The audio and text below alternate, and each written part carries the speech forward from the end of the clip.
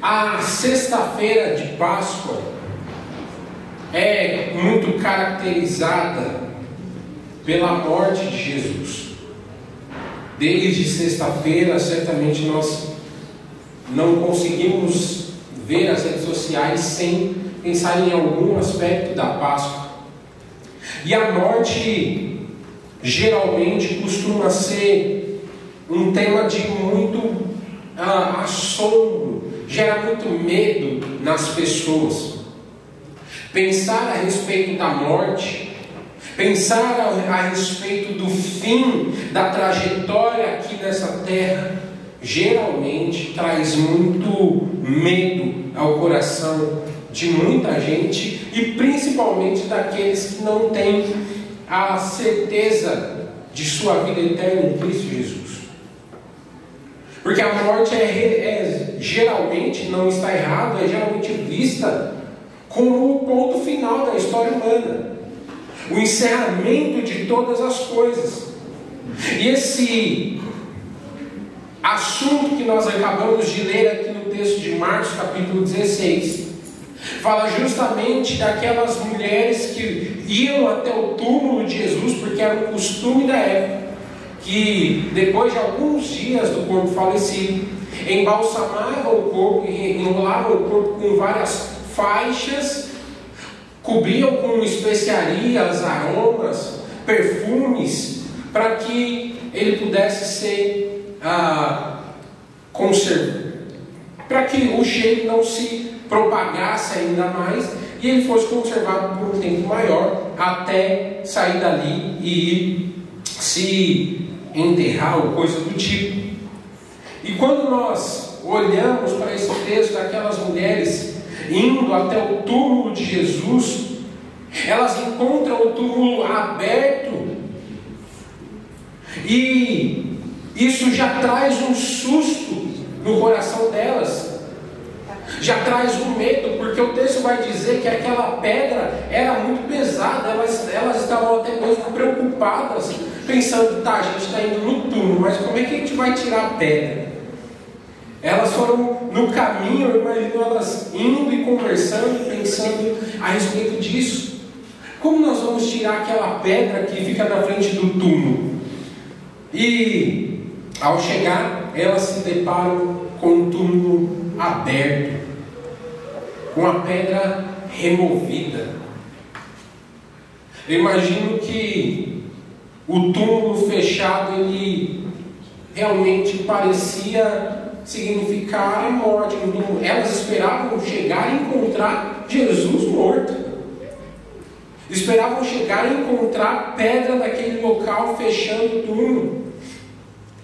Porém, a palavra nos ensina, e esse é o fundamento geral da nossa fé, que aquele túmulo estava vazio, não porque, assim como a morte representava o fim de todas as coisas, mas a pedra estava removida, o túmulo estava vazio, porque aquele não era o fim, mas era o início, o estabelecimento do início de Deus para a vida humana. O estabelecimento de Deus para o ser humano, para a nova vida que nós agora podemos ter em Cristo. A Páscoa, meus irmãos, não é só uma data bonita no nosso calendário cristão. Como eu falei no início, eu considero essa como sendo a data mais importante para o cristianismo, porque nós celebramos na Páscoa esse evento que mudou a história da humanidade para sempre. Mudou a história do ser humano para sempre. O fato é que muitos, ainda hoje, no domingo, eu digo, vivem como se estivessem na sexta-feira. Como, em outras palavras dizendo, na sexta-feira os discípulos, aquelas mulheres, todos estavam tristes, cabisbaixos, porque o seu Salvador havia morrido na cruz. Porém, ao chegar no domingo, o sentimento deveria ser diferente, porque eles viram que Jesus havia ressuscitado. Porém, o problema é que eles estavam ainda vivendo como se estivessem na sexta. O luto, a tristeza, o pranto, a insegurança, a incredulidade. Porém, aqui nesse texto, nós vemos algumas coisas muito preciosas para nós. Em certo momento, o apóstolo Paulo vai nos falar do poder da ressurreição.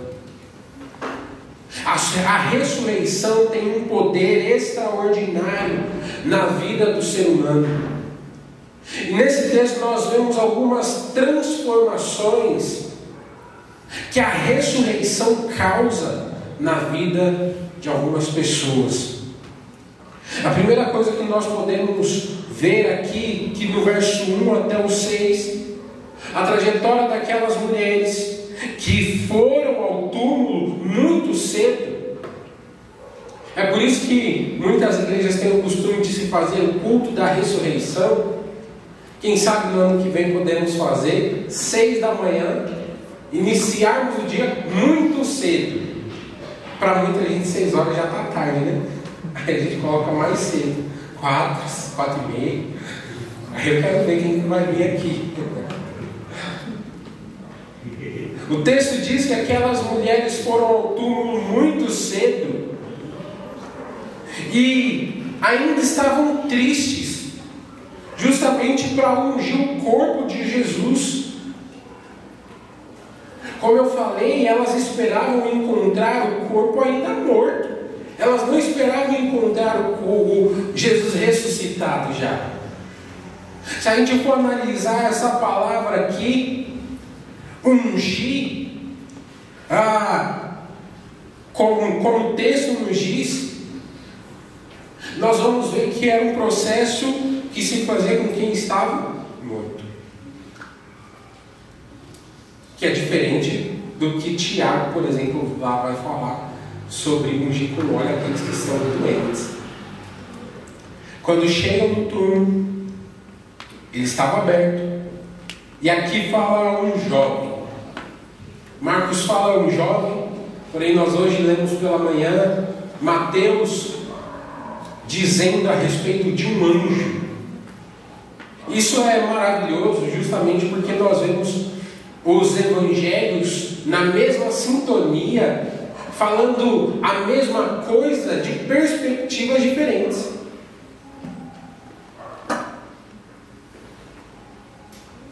Marcos fala aqui a respeito desse jovem e que, colocando lado a lado com toda a palavra do Senhor, nós entendemos que ele era o anjo que havia vindo para anunciar àquelas mulheres que Jesus havia ressuscitado.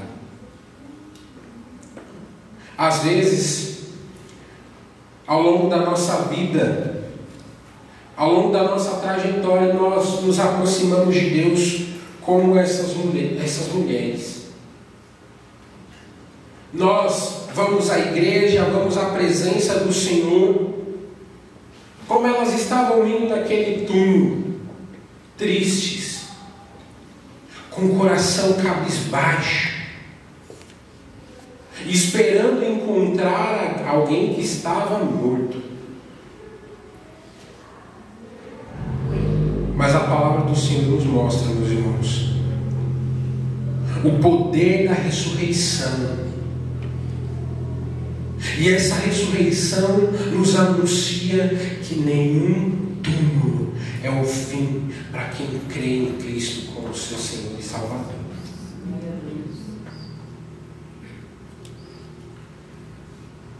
O nosso Senhor ressuscitou, venceu a morte, para que nós também nele pudéssemos vencer a morte. Nada pode intentar acusação contra os eleitos de Deus. Meditamos hoje em Romanos capítulo 8. pois é Deus quem nos justifica.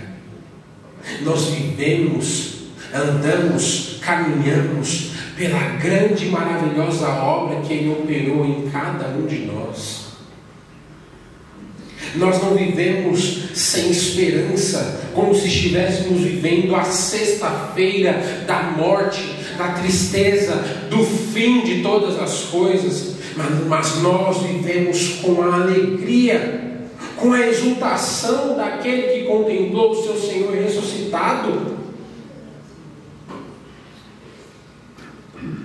A ressurreição também transforma, meus irmãos, o medo em fé.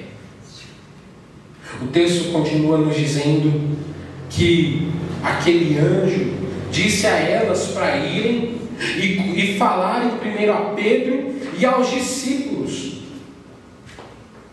E ainda falaram para eles que eles fossem para Galileia, para que eles fossem ver Jesus.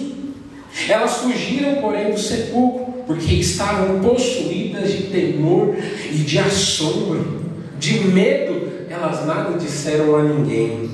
O anjo dá essa ordem clara àquelas mulheres, falando para elas irem, contarem aos discípulos e contarem a Pedro. Mas elas fogem, tremendo de medo, amedrontadas. Ao invés delas irem falando, proclamando como o anjo havia dito, elas vão e não contam nada para ninguém. O medo aqui foi a primeira reação delas. E eu imagino que seja até natural. Você chegar num túmulo onde se espera encontrar o morto, o falecido, e de repente o corpo não está lá. E aí, como Mateus vai falar, esse anjo ainda reluzia, ele brilhava. Elas veem essa pessoa brilhando, reluzindo, naturalmente elas ficam com medo, ficam atemorizadas. Porém, nós vemos ao longo do texto que o medo não foi o sentimento final delas. Esse medo é transformado em fé. Elas superam esse medo e anunciam a mensagem de que Cristo havia ressuscitado.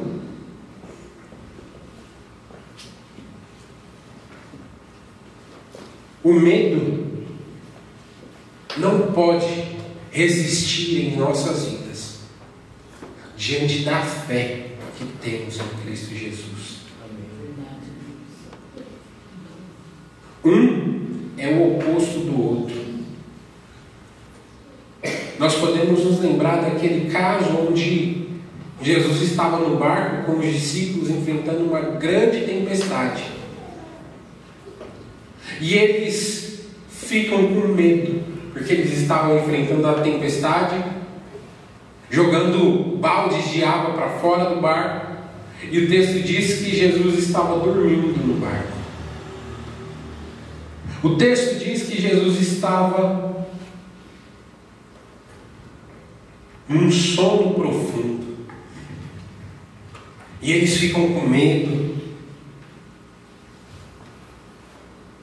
Porém, Jesus, ao se levantar, eles vão até Jesus, chamam ele, acordam ele, ele se levanta. Ele primeiro acalma aquela tempestade, dá uma palavra, acalma a tempestade. E depois ele traz um ensinamento para aqueles discípulos. E diz que eles eram homens de pequena fé. Ou homens de pouca fé. Porque o sentimento que eles deveriam ter naquele momento é de crer em Cristo. Falando, tudo bem, nós estamos na tempestade, mas o Senhor que está com a gente no barco é muito mais poderoso do que qualquer coisa que essa tempestade possa fazer sobre as nossas vidas. Porém, eles ficaram amedrontados. Quantas vezes ao longo da nossa vida, mesmo tendo Jesus no barco, mesmo tendo Jesus habitando dentro de nós, nós ficamos com medo das tempestades desta vida. Nós ficamos inquietos diante das tempestades, dos raios, das ondas que tentam nos sobrevir.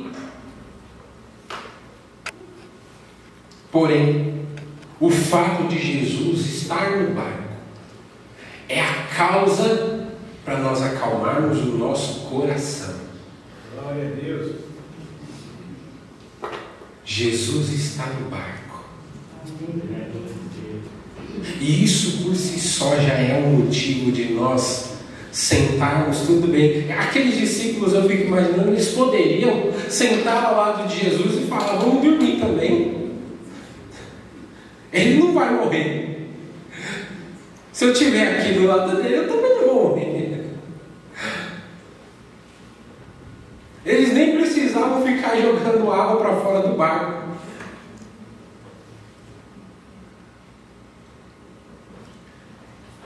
E a palavra do Senhor é maravilhosa, porque isso traz um ensinamento.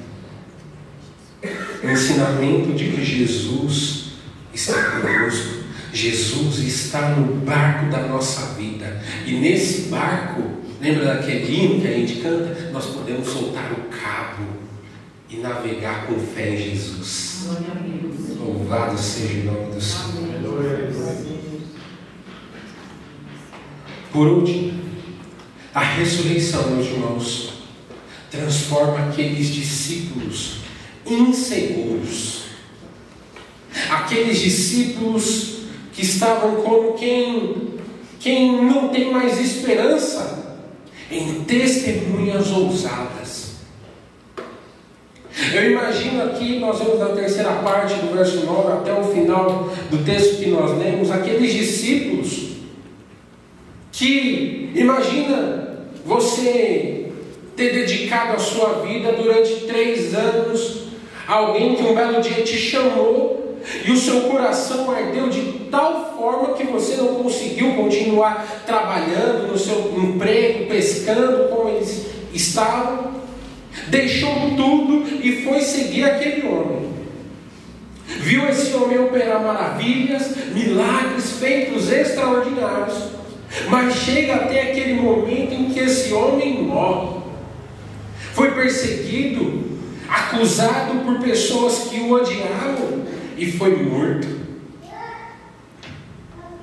Imagina como aqueles discípulos poderiam estar pensando: tá, o que a gente faz agora? Para onde que a gente vai? Aí talvez um falava para o outro: eu deixei tudo, como é que eu vou voltar agora? Como é que eu vou voltar para o meu emprego normal lá como eu estava, pescando? Como é que eu vou voltar lá, cobrar impostos, trabalhar com as finanças? Eu não consigo, não posso mais. Estavam inquietos, com o seu coração cabisbaixo, até que Maria Madalena viu Jesus e vem e conta aqueles companheiros que estavam tristes e chorando, conta a eles que ela tinha visto Jesus ressuscitado, conta a eles o que o anjo tinha falado, melhor dizendo, que ele havia ressuscitado. Porém, eles ouviram e não acreditaram. Estes, ouvindo que ele vivia e que fora visto por ela, não acreditaram. Aí depois Jesus aparece a 2 discípulos. Aqueles discípulos que estavam pelo caminho, e Lucas vai descrever qual era esse caminho, era o caminho de Emaús. Eles vêm, anunciam aos discípulos, mas também a estes 2 não deram crédito. Aí Jesus vem e aparece ele mesmo aos 11. A palavra do Senhor ainda vai dizer que mesmo aparecendo aos 11, ainda um fala: é Jesus mesmo? Deixa eu ver as marcas da sua mão para confirmar se é Jesus ou não. Aqueles discípulos, meus irmãos, eu vejo aqui nesse texto, aqueles discípulos tinham uma caminhada tão longa, uma trajetória de caminhada com Cristo tão grande, haviam presenciado tantos feitos extraordinários, e mesmo assim eles permaneciam incrédulos. Mesmo assim eles permaneciam sem acreditar, duvidando do poder de Cristo. Então Jesus primeiro repreende eles pela incredulidade, porque é um absurdo a gente presenciar tantos feitos extraordinários. Nós vemos tantas coisas maravilhosas que Jesus faz em nossa vida e na vida daqueles que estão ao nosso redor, e mesmo assim permanecer incrédulos. Mesmo assim permanecer como quem não acredita no poder extraordinário do Senhor.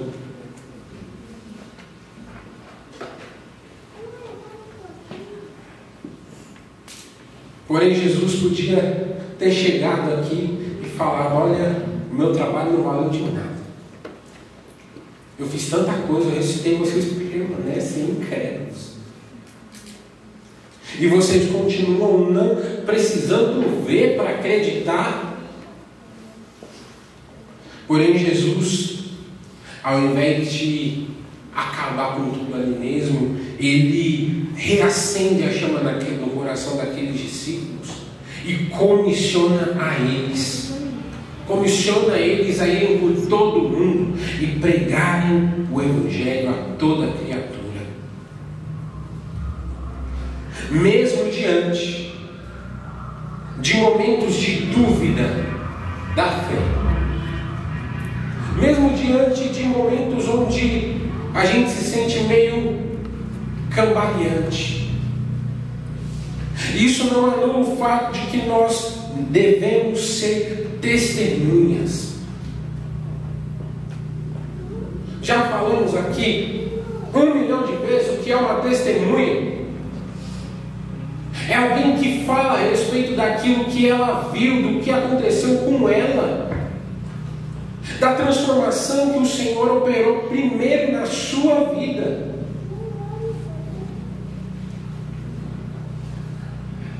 Essa mensagem da ressurreição nos alcançou. A boa nova do Evangelho é essa.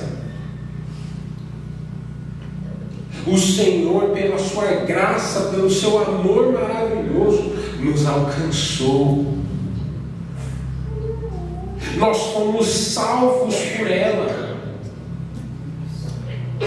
Mas agora, nós também somos comissionados pelo Senhor a ser uma testemunha, uma prova viva do amor e da graça do Senhor. Glória a Deus. A Páscoa, meus irmãos, nos convoca a sermos testemunhas da grande obra maravilhosa do Senhor. Glória. A Páscoa não acaba no túmulo vazio, mas ela, na verdade, é o início de uma vida restaurada e agora enviada pelo Senhor. Em Cristo, a tristeza virou esperança. A tristeza daquelas mulheres virou esperança. Em Cristo, o medo que elas estavam sentindo virou fé. E em Cristo, A fraqueza, a incredulidade daqueles discípulos se tornou a missão, a causa pelo qual mais tarde todos eles morreriam. Como nós vamos continuar vivendo a nossa vida depois dessa verdade? Depois de conhecer e contemplar este poder maravilhoso da ressurreição que a palavra nos ensina. O Senhor nos chama nessa noite a nos arrependermos do nosso pecado e entregarmos verdadeiramente a nossa vida a Ele. Ele é a renovação que o perdido precisa. Ele é a paz que aquele que está sobrecarregado precisa. Ele é a vida que aquele que está morto precisa. Que a palavra do Senhor possa encontrar um lugar no nosso coração. E que esse lugar não seja um lugar como tantas outras coisas às vezes tentam ter um espaço em nosso coração. Mas que a palavra do Senhor tenha um lugar de primazia, ditando e coordenando todas as outras coisas. Vamos orar mais uma vez.